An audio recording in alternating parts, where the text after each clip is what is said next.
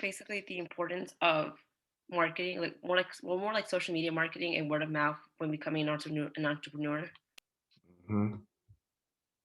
Why is that important? Because you have to build a brand and you don't really have much to go off. So you get like kind of find a way to market yourself. And sometimes word of mouth is better than social media. And it also depends on like what kind of like business you're in. So like Hmm. if you're in a contracting business, it's good to have a good social media presence to show you off your work compared to like, depends. Yeah, it does. So, or Juliana, remind me, like, what industry you want to go in after you graduate? Me, I want to do more in like the analytics kind of like marketing. I don't want to. I don't want. I don't want to do so much like that because right now I'm in a brewery, but I don't want to do.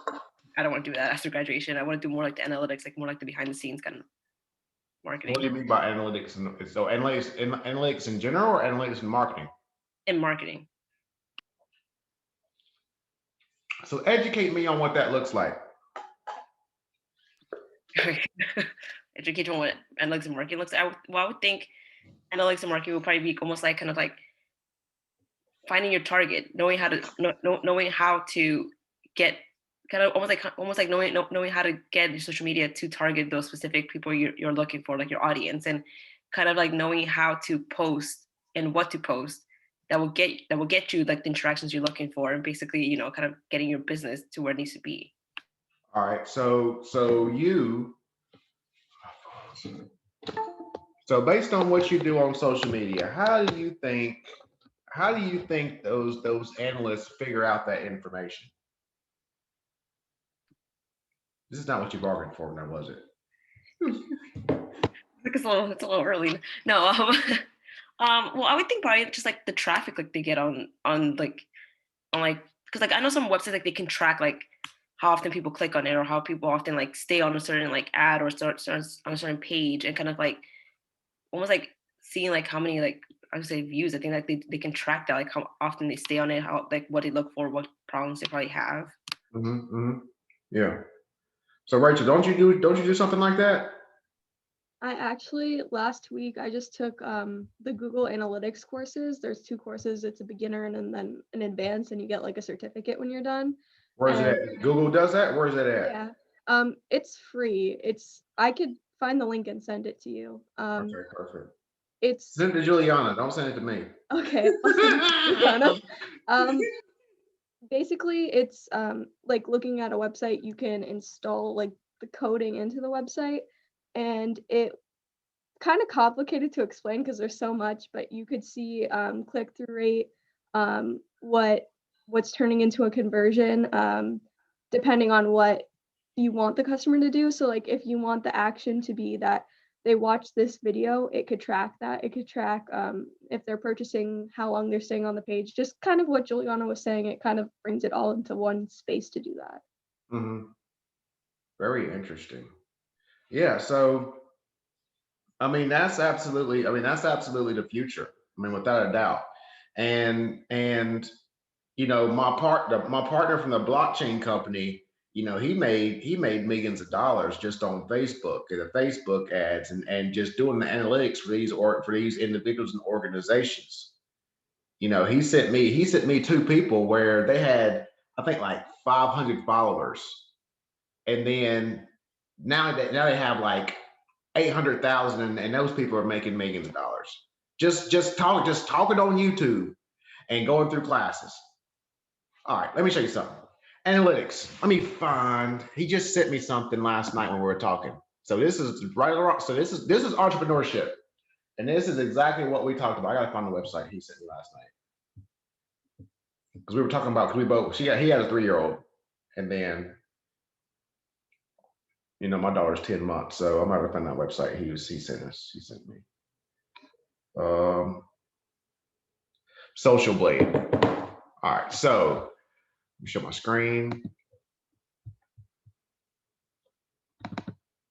So he said Social Blade, right? So Social Blade tracks everything on YouTube, Twitch, Twitter, whatever, right?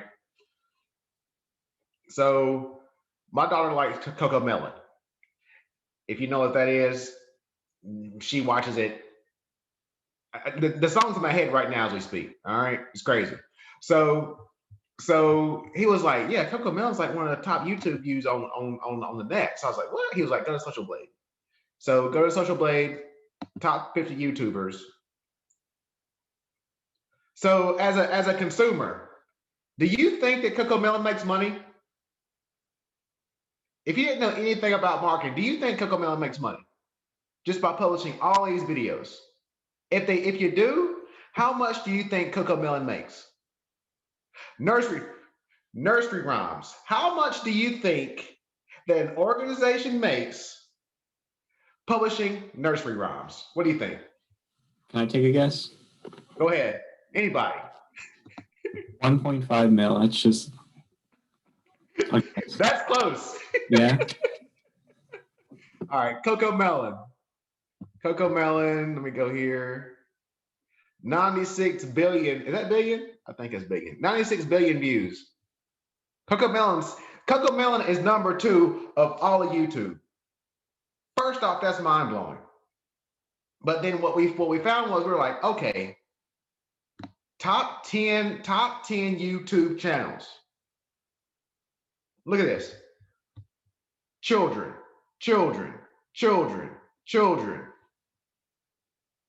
What? Four of the top 10 are focused on kids. So that tells, as an entrepreneur, if I'm all about, so Rachel, you're all about kids, right? Because you do the soccer camps thing, right? You know, so it's like, okay, what can I do? What can my organization do? What can that soccer camp do, right? To go on YouTube, because kids are on YouTube, obviously. So let me go to Coco Melon and see how much money they're making. I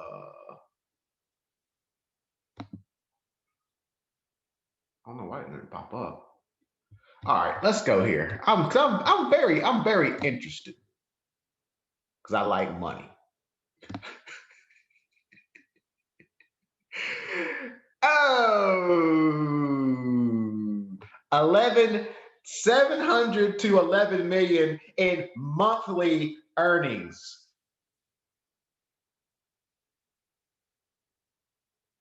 Through views and marketing. Right? So now you see, you've seen the stories about these people, becoming YouTube sensations and making millions. Yeah, it's real. But the thing is, they got to get billions of views.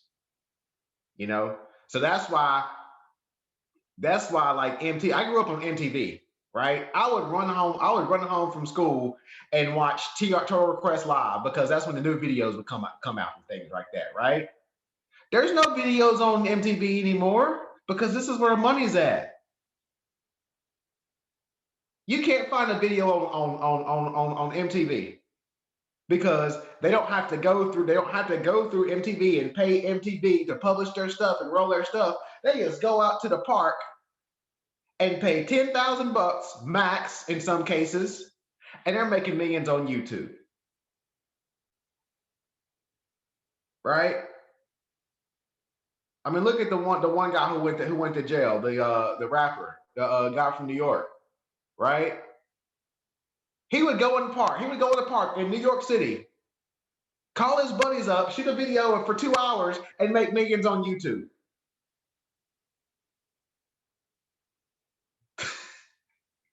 It's crazy. So from an entrepreneurial perspective and from an organizational perspective, social media is it. Like I said, and when he showed me this last night, this was mind blowing. I'm like, I am lining Coco Melon's pockets right now because my daughter's iPad, that's all it's playing all day long. Please excuse me, see. but yeah, I mean, whenever you and then there was another one he mentioned. So Coco Melon, I mean, this is a business, right? All right, so there was another one, Ryan's World. So it's a kid. So Rachel, I guess you know that one too. Yes. I've never heard of it. So this one dude, this one kid, I never heard of him either. He was like, "You never heard of Ryan's World?" I was like, "No." He's like, "Go to his page and see how much this dude makes." So he's like 10. I was like, he's getting all these toys for free. He's like, no, he's not getting them for free. He's charging these people to put their toys on his YouTube page. Let's see here. Ryan's World. He's what, 6, 8 maybe? 2.6 million a month.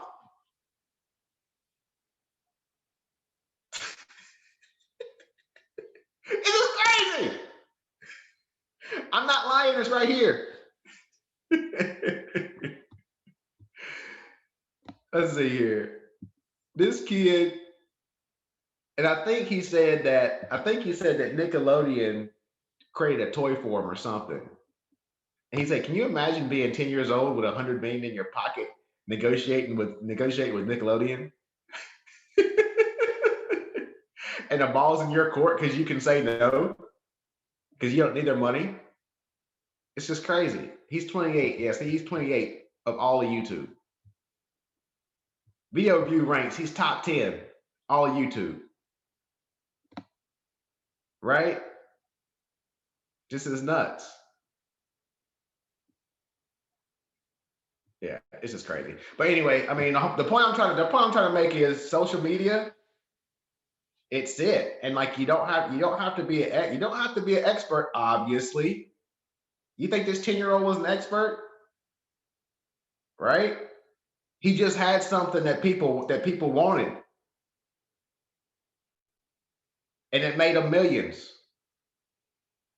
So if you look at the organizations that you're going to work for, if you look at the company or industry you want to go into as an entrepreneur, who in here wants to start their own company? Anybody? Right? I never want to start my own company because it's a headache. But you know what? We're not burning the road up, but we're doing pretty good, right? And the thing is, you can have this, and you can kind of think of your own organization from a strategic perspective, and you can start building that brand. You can start building your personal brand, and then once you start that company, people are going to reflect back on that personal brand, right? It's like podcasts. So when I do all these podcasts, I would say 95% of the people of the hosts, they'll say, "Oh, it took me 50 episodes. It took me 100 episodes to get thousands of viewers." But once those thousands of viewers see like one guest that they like, that could be episode 97. Those people will go back to one and review all those episodes. They said it happens every single time. Like once they find my podcast, they start from the beginning and they start looking. It's like a Netflix series, right? It's like Ozark. I caught Ozark on season 2. I had to start from season 1 to get caught up, right? Because I caught it in the middle, and my wife was like, "Judge, you have to start from the beginning." I was like, "I don't want." He's like, "You have to start from the beginning and see what's going on," right? So that's the way it is with this. And if you, like I said, you hop on one of these things, and that's why I'm trying to stress this, because those things fall into that strategic marketing perspective, and those things fall into that entrepreneurial perspective as well, right?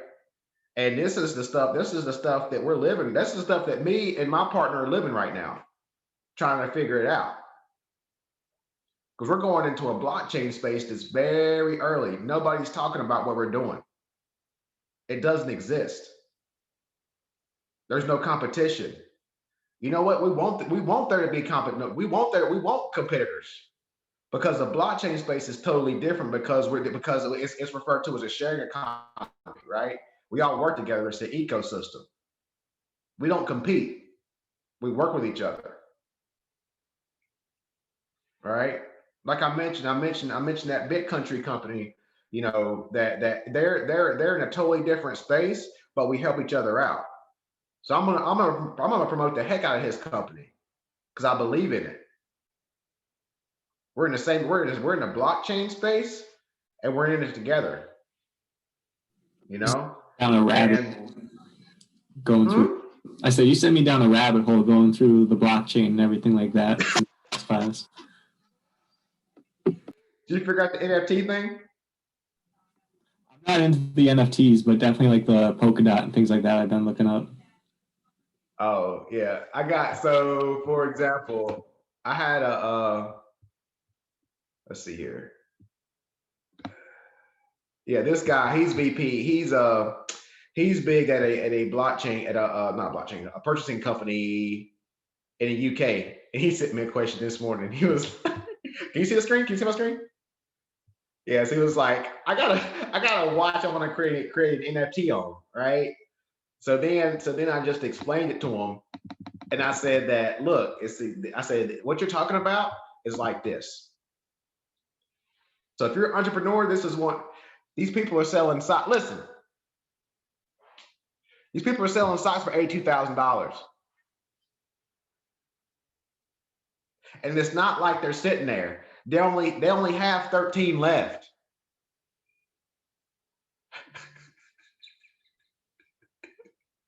This is nuts, and I'm not missing it because I'm deep in it. This entrepreneurial game is too easy right now. You know, so yeah. If you want to get in the blockchain space, yeah. If you have any questions, Noah, reach out to me. But yeah, anyway. But yeah, there was Nifty Gateway went crazy last night. Let's see here. Again, entrepreneurship. So I'm pretty sure you don't follow this. So I forgot. I don't know if it was IBM. It was either IBM or Microsoft. They created this artificial intelligence robot, right? And it's been everywhere for like, I would say 2 or 3 years right now. So this AI robot, it's the robot that's closest to a human ever in the world, right? So now she just created an NFT, a non-fungible token. She created art. So and these things are horrendous, but you know what? I'll buy them. So they were trying to print. They put this art. So this one was 1,500. Only 41 were created. Period. There's gonna be no more created. 66 were created. Period. 36. Period. I got all of them. But anyway, all right. So I paid 1,500 for this one, just for example, right? All right. Check it out. I'm nuts, right? I'm out of my mind, right? All right. So view listings in marketplace. This just posted yesterday. This is less than 24 hours. Right? Last sold 18,000. This game is crazy.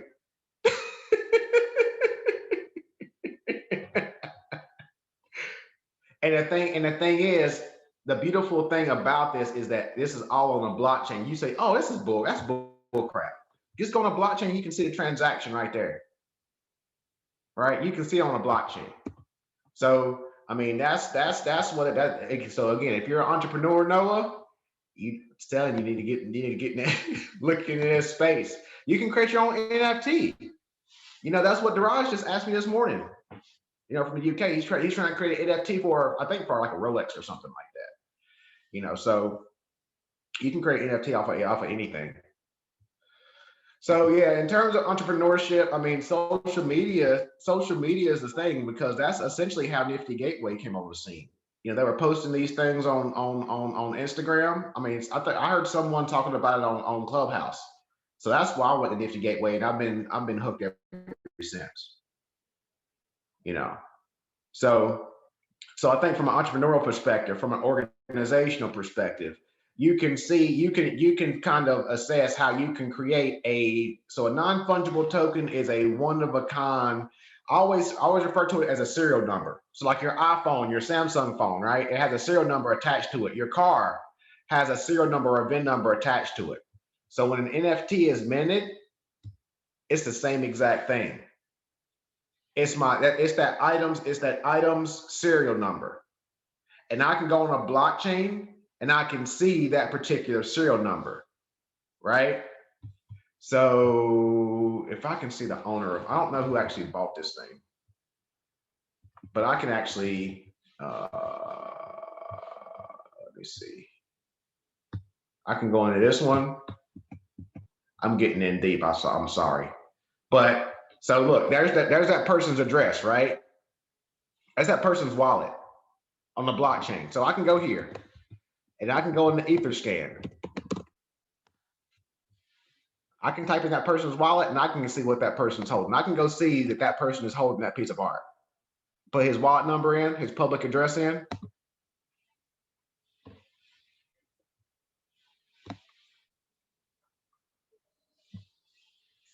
And then there's the transactions. So I can see all the transactions. So boom, Nifty Gateway, there it is. 3 clicks, I can 3 clicks. I track this piece of art to that person's address or that person's wallet, right? So it's like whenever they say that this thing sold, when they say that this thing sold for however much, so he paid $2,300 for it. This person paid $2,300 for it. So if I look on here, I should be able to Nifty Gateway. Looks like he took it out of his wallet. I can hit that transaction, boom. There's a transaction fee. I can go to more details. I can see everything that happened with that particular transaction.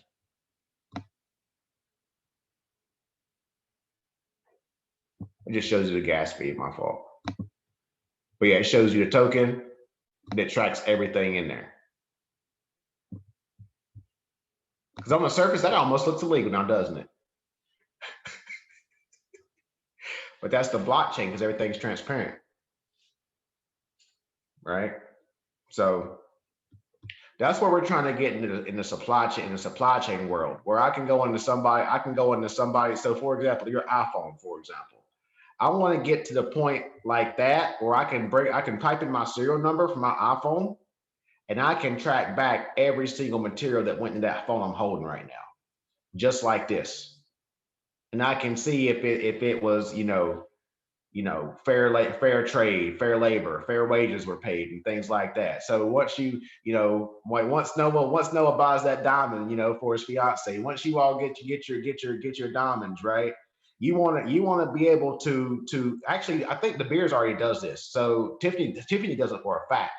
So Tiffany, you can look under a microscope and see a number in that diamond, and you can actually go on a blockchain and track that diamond all the way back to the mine for Tiffany.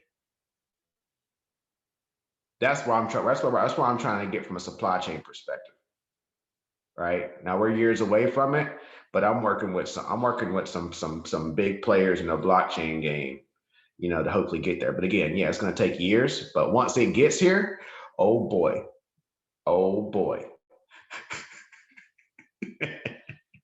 So yeah, I know. Again, I go off on tangents, so my fault.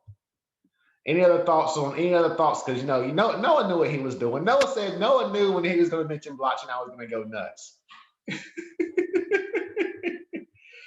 Any other thoughts from entrepreneurship perspective? All right. Any questions on the celebration of scholarship? I had a lot of questions from the supply chain class. I know some of it. Rachel, I see where you signed up. I did have a question actually. So I'm not from the Wilkes-Barre campus. I'm from the Lehigh Valley campus.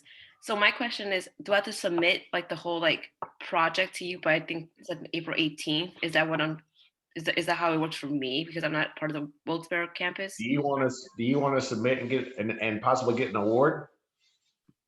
I mean, yeah.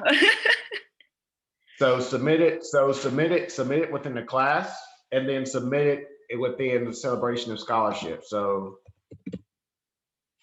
this is the questions that I had within supply chain class. Like some of them didn't want to submit the presentation and the PowerPoint, and I explained to them that you have to create a 1 You have to create a 1-page PowerPoint, right? So if I go to last year's, I forgot which ones were good. Some of them were, yeah. All right, so let me see here.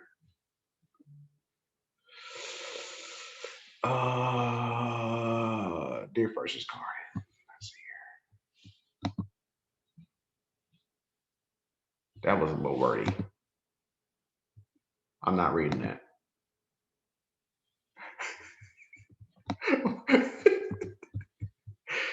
So actually, they pretty much put 4 PowerPoints into one. They thought they were slick. Yeah, this was actually pretty decent. So all you need is like a 1-page PowerPoint where you have to say why you're doing that study. Why is it important? Why is it important for a social impact perspective? You know, and what are the key takeaways from this PowerPoint? Now, I think that there's some guidelines. Give me a second, because this was just updated, I think a couple days ago. Design your poster. Give me a second.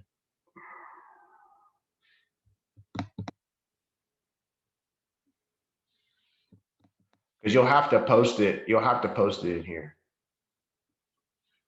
All right. And then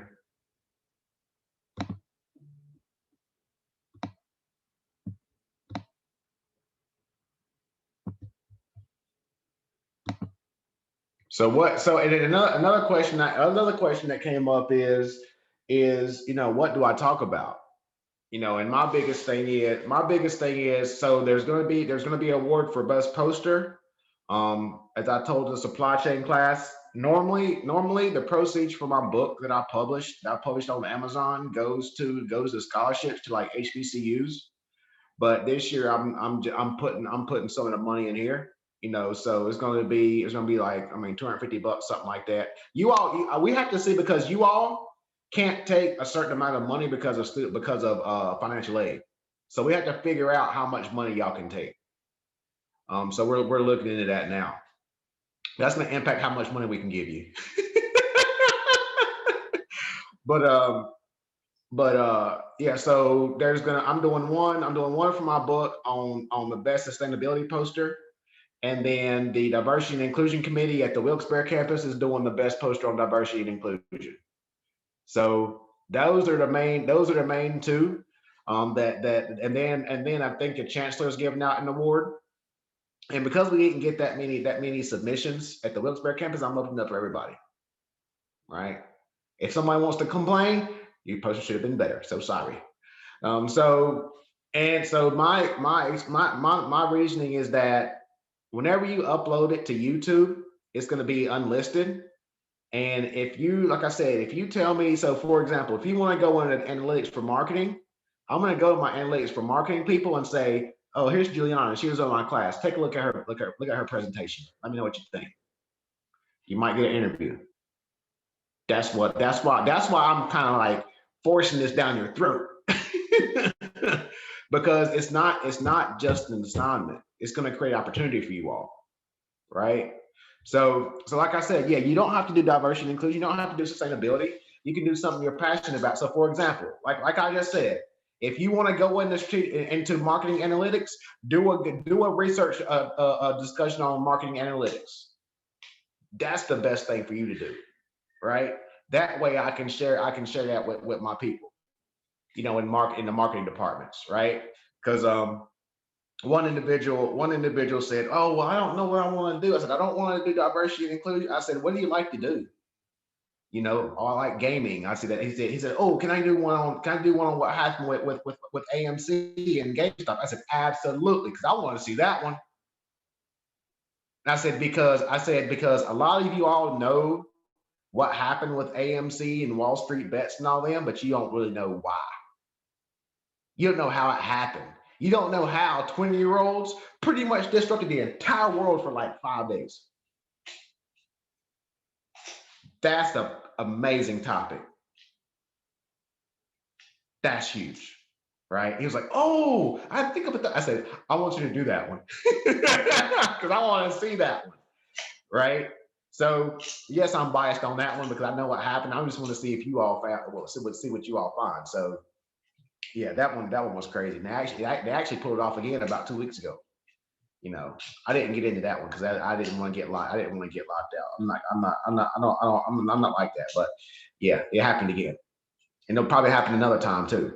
But yeah, that's the type of topics that I'm looking at. Well, I see. I'm being greedy, but I'm being selfish, I should say. But those are the type of topics that would be good because although because you're going to have a number of people reviewing these. So although I may not have interest in simulating surveying VR, you have surveying professionals. They're going to be like, oh yeah, that's number one. That's the best poster, right? That's why we have a variety of different professionals reviewing this, right? Whenever I see one on sustainability and sustainability and diversity and inclusion, what do you think I'm gonna say? Yep, 5, 5, 5, 5, 5. Right? So we're trying to get a number of professors from the Wilkes-Barre campus to review, and also get people from the community to review them as well. Because that's just going to create opportunity. Like I said, this is one of the biggest assignments you're going to do all year because you're going to get exposure. You're going to get exposure to employers. You're going to get exposure to those people in the communities that's going to be judging these things, right? That's why I'm pushing this so much. I don't get anything out of this. I don't care if you do it or not, but I just know the opportunity that can come out of this. That makes sense? All right. So going back to 10:53, we might be done today. Let me check. Make sure everything was discussed on entrepreneurship. It's about time. Well, no, I was about to say it's about time for an exam, but we're doing a celebration of scholarship. So, and I said that we were going to have a class, have a grade replace that. So, because supply chain class, I made them take the second exam. What's going on here?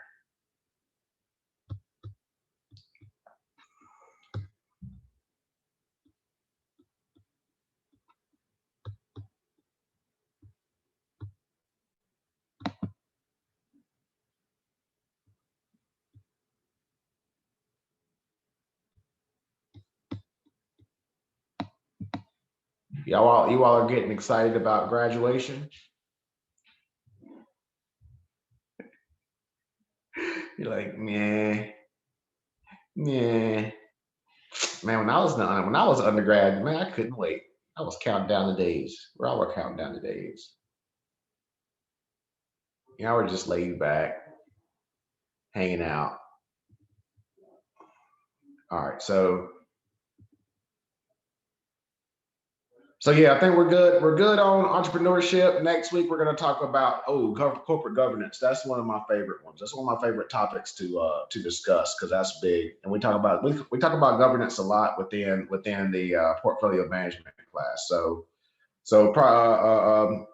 strategic governance is going to be a good topic. Any questions on anything else? Any questions on the assignments? I know that the due date's messed up.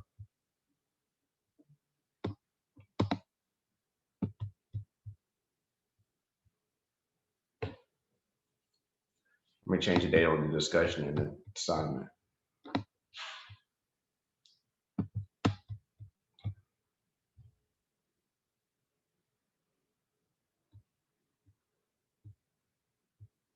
We're good?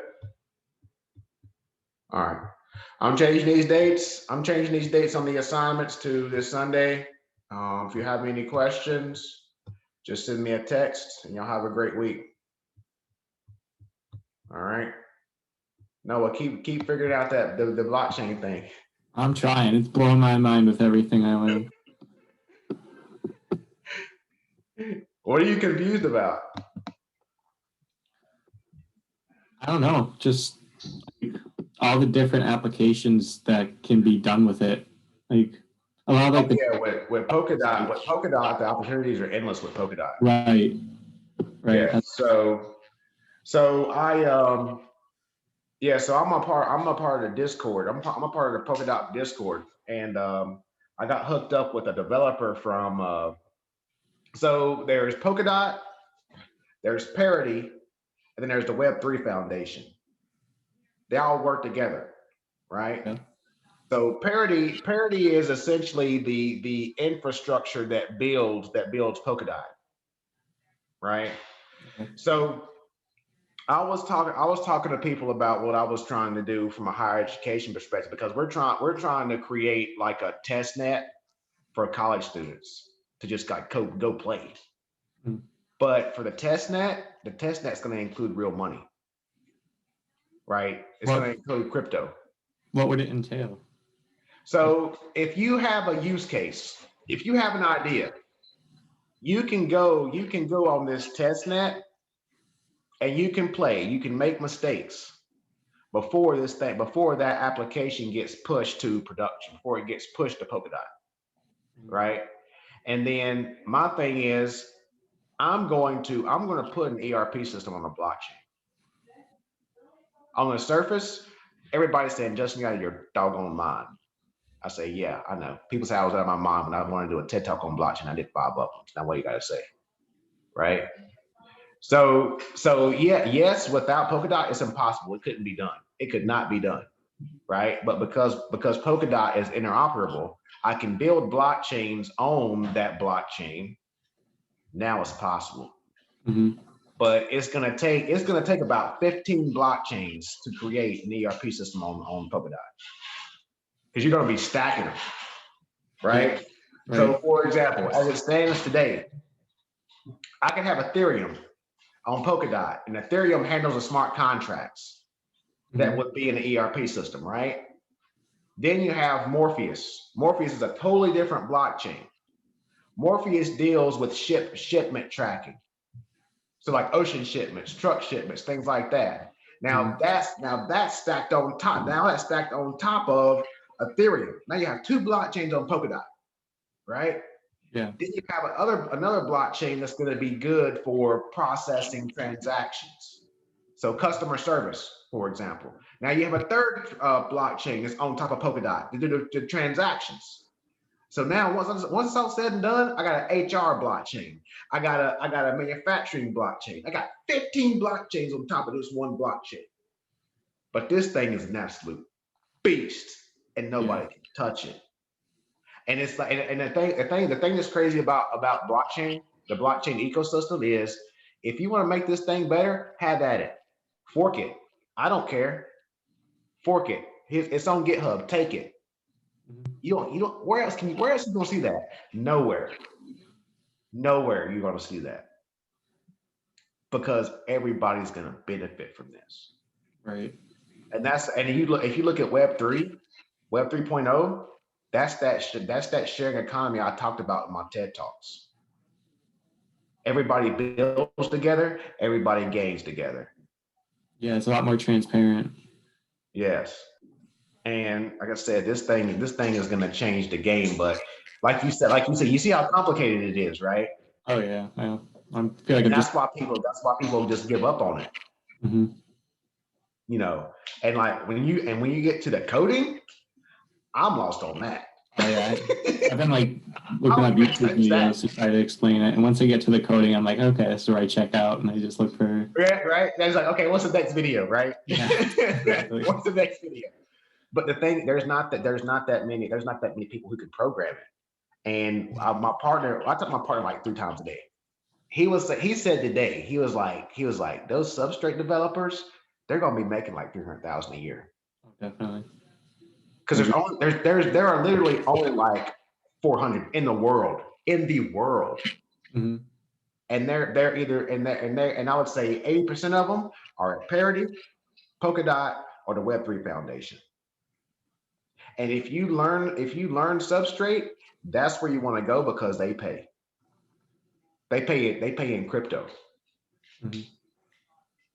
And I would say that Kusama and Polkadot, they're probably going 3x in the next couple of years. Yeah, I could see that happening too. Just based on, I was watching some presentations that Polkadot was doing, explaining like what their goals are.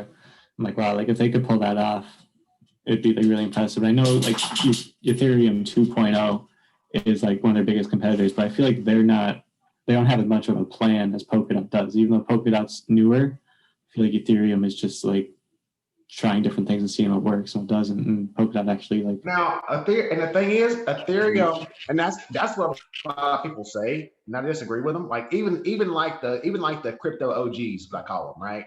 That's been here for like 10 years, like since the beginning, like since Bitcoin's like $2. right. Even they say that, oh, Polkadot and Ethereum are competitors. No, they're not. Okay. Ethereum does smart contracts. That is it. That's all they do. That's all they do. Okay. So now Polkadot says, okay, go to proof of stake, because Gavin Wood left Ethereum because they were dragging their feet on going to proof of stake. Right. So then he said, I'll just start my own company and do a proof of stake from the beginning, right? So he was like, okay, if you're doing 2.0 and you're doing proof of stake, that's fine. Now let's work together. Now that you finally listen, now let's work together. Now I don't have to worry. Now Polkadot, I don't have to worry about creating a smart contract application because I can just plug into you, Ethereum Right. 2.0. I don't have to worry about it. Mm-hmm. And now you have all these Solidity of developers that know this stuff. I don't have to bother with anything smart contracts because I can have those Solidity developers just plug in whenever they need to. Yeah, as long as Done. you get to communicate. Done. Mm-hmm. You know, this thing, like I said, I'm getting really nerdy right now, but like this thing is an absolute game changer. And like I tell people like you that have just have like just a shredded interest in it, like do this stuff on the side. Like you don't have to code. If you can explain it to businesses, that's where your money's at. Yeah, I'll work on it. You can make you can be a blockchain consultant.